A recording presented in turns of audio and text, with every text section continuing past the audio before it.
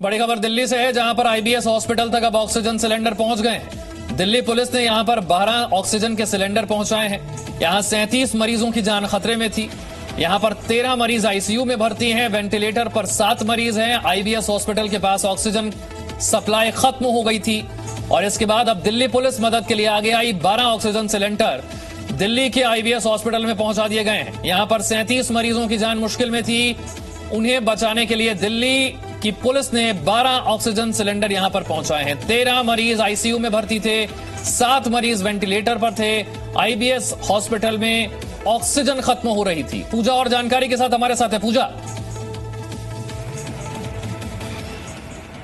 देखिए विशाल, दिल्ली सरकार की तरफ से राघव चड्ढा और दिल्ली पुलिस दोनों ने कोशिशें की मिलकर, और अभी यहाँ पर स्थिति यह है कि 12 सिलेंडर पहुंच गए हैं और उनकी वजह से फिलहाल के लिए ऑक्सीजन का संकट टल गया है। लेकिन एक और अहम बात मैं आपको बता दूं विशाल, कि ये जो 12 सिलेंडर यहाँ पर पहुंचे हैं, ये 1.5 से 2 घंटे या ज्यादा से ज्यादा 3 घंटे चलेंगे।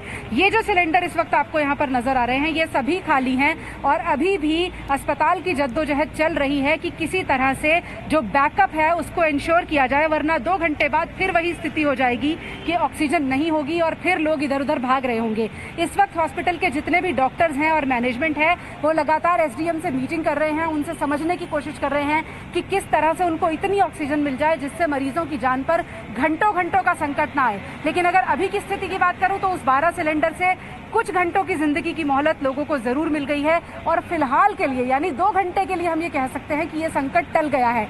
लेकिन अभी जो स्थिति है, आप देखिए, जो मरीज के रिश्तेदार हैं वो भी दूसरी तरफ अपनी तरफ से कोशिश कर रहे हैं लगातार। और यहाँ जो सिलेंडर्स हैं, इनमें बहुत सारे सिलेंडर ऐसे हैं विशाल, जो लोग अपने इंतजाम से लेकर आए हैं और कोशिश कर रहे हैं कि अगर कोई ऐसा संकट आता है तो उनके पास 1 घंटे आधे घंटे का अपने बैकअप का सिलेंडर रहे। तो लगातार मरीजों के जो रिश्तेदार हैं वो अपने सिलेंडर भी भरवा रहे हैं। दूसरी तरफ ये जो सिलेंडर खाली पड़े हैं, इनको भरने की कोशिश हॉस्पिटल की मैनेजमेंट की तरफ से चल रही है।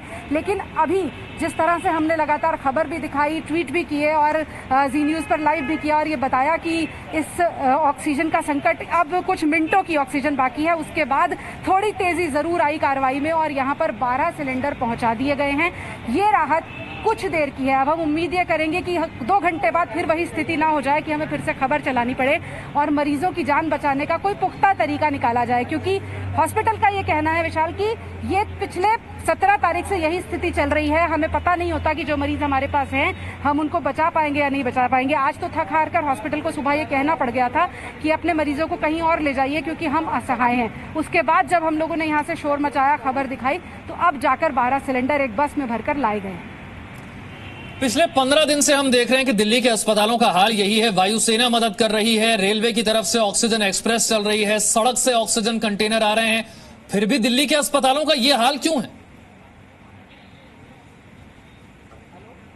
देखिए विशाल, यहाँ पर भी जो हमारी बात हो रही है और जो लोग और भी बताते हैं, वो ये बताते हैं कि रेड टेपिज्म बहुत ज्यादा है। अलग अलग एजेंसीज अपने अपने स्तर पर काम कर रही हैं, केंद्र अपने स्तर पर, दिल्ली सरकार अपने स्तर पर, रेलवेज अपने स्तर पर। तो ऑक्सीजन का संकट, एक बात बहुत जरूरी है समझने की कि ऐसा नहीं है कि ऑक्सीजन की कमी है, कमी तो जरूर थोड़ी बहुत है, लेकिन सबसे ज्यादा जो खराब है वो मैनेजमेंट है।